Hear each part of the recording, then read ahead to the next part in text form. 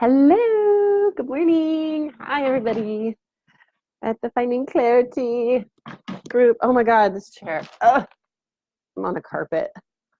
So, I, it's Leah, by the way. Hi, as usual. Um, I am coming back today to talk some more about option A or option B. Just to kind of recap, I'm living in a place where I get to witness what happens if you go down that road for option A or option B. I don't typically believe in a black and white world. I believe in color and I believe in gray, shades of gray. However, for the sake of this discussion, it really does make sense to talk about it in these two places. So, option A would be going that route that my mother went down, where she did not take care of herself and she looked for other people to fix issues for her. So, yesterday we talked about the physical body, and she had injuries that she didn't seek a way to help herself. And now she has a walker, she has a lot of physical issues when it comes to her structural body, her skeletal system and her muscles and things like that. And then that has also in turn affected her mentally and emotionally. So we also talked about the difference between the different types of bodies: mental, emotional, physical, spiritual body. And it's, I called this one today mental and emotional body because it's kind of hard to really separate the two. They do go together, affect your emotions and the other way around. So I'm just going to kind of lump those together. Option B was my father, Grandpa Lee. He took care of his body. He was always really active. He had the same kind of trauma growing up that my mom had, and decided to go the direction of physical activity, where she went the direction of medication to numb out. So that has affected them both in different ways. They both 74, 75 years old. He still goes for bike rides every day for an hour. He works on things around his house. He works on things around my house when he visits. He's extremely physically active, and he's in great shape. um, Great physical body shape. Okay, so she has a lot of health stuff that's good too. Don't get me wrong. She's naturally very healthy. But she cannot walk on her own. She cannot live on her own. She cannot even really be on her own. And a lot of that is because of her cognition, which I believe very strongly is worse because of her physical body. But we're going to get into the mental and emotional body a little bit today. So, um, you know, a lot of people, I've talked about this already, but in case you don't know, my father, Lee, did not raise me. So my parents were married, but once I was born, they split up, and my mother remarried. And the guy that she married adopted me. And I saw Lee every year. We stayed in contact throughout the year with letters and fun things. And then I had a dad who was there every day and kind of raised me. And he actually passed away in 98. So it's a little bit confusing now for people because there's no other man there to say, like, yeah, this is the one who was there. And then this is Lee, who I love and adore. And we are the best of friends. And he's my father. So anyway, when my parents split up when I was a baby, Lee went, something's wrong here. I think I need to figure this out. And he got, he dove deep into his mental and emotional health. He started studying about his upbringing. He started studying about psychology. He even went to college to learn. He started seeing therapists. He went to group therapy, individual therapy. He read. He started transcendental meditation. He did the work, as we like to call it, in the circles that I run in. He did the work on himself to try to figure out what happened, where, how did I end up here?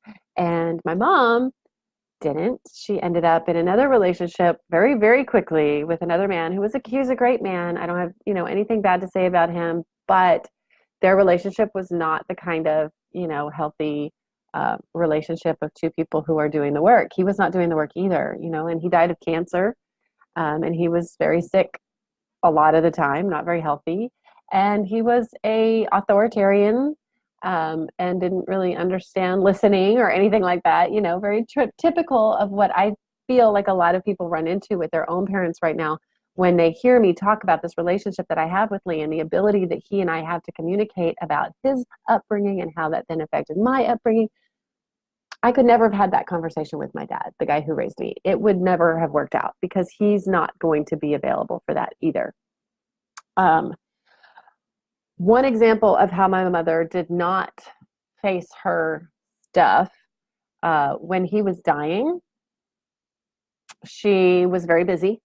She was working, she was taking care of him, she was on point with everything. She never really had her moment. She would have breakdowns every now and then, like at the worst, most awkward time, like at dinner in front of people, like, my friends or guests or whatever.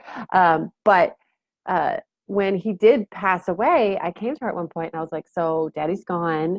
And I think, you're going to need to do some kind of therapy or some work to kind of heal from this. And she was like, nope, I've already done that. And I was like, what you mean? She's like, yeah, I did that while he was still alive. I was like, I don't think that's how that works. You can't really do the processing of the emotions that's going to come up when somebody dies when they're still alive. Even if they're sick and dying, you can't really do that work. So that was how she lived her whole life. She was pretty sure she was doing the work and she'd already done the work and she wasn't really going to look at it at all because she's fine, and that stuff, that emotional stuff that you don't let pass through your body literally stays inside of you energetically and will get into your organs. It will get into your bones. It will get into all kinds of things. It'll get into your fascia and move around through your system and create dis-ease. It will create illness. It will create situations like severe fucking arthritis that she has that she can barely walk now. So part of deciding which option you're going down is also handling the mental and emotional stuff. You don't just get to say, okay, I'm going to Pilates class twice a week, or I'm doing my Camp Gladiator, so I'm taking care of my physical body. I'll be fine. Yeah, but are you dealing with your emotions? Are you dealing with the mental things that come up every day? Are you handling your stress?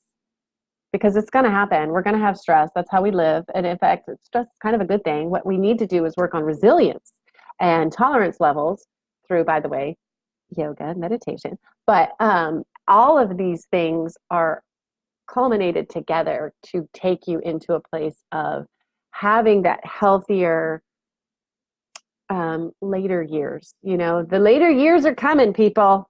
They're coming. They're coming for you. And or you're already there. Maybe you're in your 60s and 70s and it's like literally right around the corner for you to decide, like, let's get this handled now. If you haven't processed the traumas that you've experienced in your life, if you haven't processed the deaths that have come across your path, if you haven't processed, the disappointments and the heartaches that you've felt, do it now. Doesn't necessarily have to look like therapy. That's kind of an old world thinking. There's a lot of really great coaches out there that can help, that are very well trained and studied. I have a program that I can help with. There's, of course, meditation and yoga, and things like that will help with the mental and emotional recovery of dealing with our stuff. When we don't deal with our stuff, when we don't look at ourselves, when we don't turn it in and say what's going on, what has happened, how am I feeling, then you never get to do it in the moment and you never get to move past that old stuff to really enjoy the moment now anyway. So option A is, I already did it. I'm fine. I'm good. Keep going. Keep moving. Keep trucking through. No feelings here. And then you get to the last 10, 15 years of your life, and there's literally no feelings here. There's not much left, except for surviving and somebody else, getting to take care of you. And I'm blessed to get to do that for my mom, but not everybody gets that opportunity. And there's facilities full of people like this. You know, there's facilities filled with people in their 70s, 80s, 90s who didn't take care of this stuff, and they don't have children that are available for it. And, you know, it rests on the hands of strangers. And I just, you know, I'm just trying to save the world, people. Not a big deal. Or option B, you could still end up in a facility someday because, you know, the body does eventually fail, but maybe it'll be a little bit more clear-headed. Maybe it'll be a little bit more processed. Maybe you can get to that place knowing that, you know what, I went through some shit in my life and I fucking faced it and I dealt with it and I had the hard conversations when it was possible. I did the journaling when I needed to. I studied myself and got to know me and my inner world. And that's all I'm saying. Option B is going to be healthier in the long run, happier in the long run. And yeah, in those later years, it's going to feel a lot better. So that's kind of where I'm getting with all of these. Tomorrow, we're going to talk a little bit more about this and the spiritual body.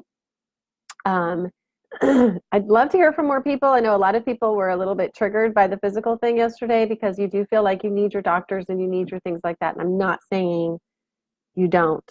I'm just saying to also explore the exercise, strength training, core training, flexibility training, of the being in your body as well, instead of just checking out. You know, pain is not something that we need to escape from. It's something that we need to listen to. That's all I was trying to say yesterday. So anyway, thank you so much for being here. I hope everybody's having a fabulous day.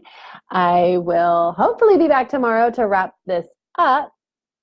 I'm pretty sure that's my plan. So who knows? I never know. And I will see you then, or I will see you Friday for the nooner, which will be not at noon again. I have a kid exchange, so it'll be more like noon 30. It will definitely be in the noon o'clock hour. So mwah, mwah. Thank you guys. Have a fabulous day. Bye.